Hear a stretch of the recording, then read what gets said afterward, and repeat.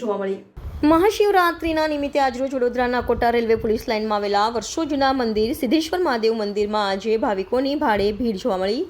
ભક્તો દૂધ ચડાવવા પહોંચ્યા, સાથે મહાપ્રસાદનું પણ આયોજન કરવામાં આવ્યું હતું। બમ બમ ભોલેના નારા સાથે મહાશિવરાત્રિની ઉજવણી કરવામાં આવી, સાથે મંદિરની ખૂબ જ સરસ સજાવટ કરવામાં આવી હતી ફૂલોથી। કોટા પોલીસ લાઇનનું મંદિર છે ભોલેનાથનું, એ ઘણા વર્ષોથી છે। અહીંયા લોકો શ્રદ્ધાપૂર્વક આવે છે, એમની મનોકામના પૂર્ણ થાય છે। સાંજ બપોરે અમે અહીંયા પ્રસાદી રાખી છે, સાબુદાણાની ખીચડી છે અને ગાજરનો હલવો છે અને દૂધપાક રાખ્યું છે। લોકો શ્રદ્ધાપૂર્વક પ્રસાદ બી લઈ રહ્યા છે અને સાંજે સુંદરકાંડનું સુંદર આયોજન કરેલ છે અમે। તો સર્વે ભાવિ ભક્તોને આવવા નમ્ર વિનંતી।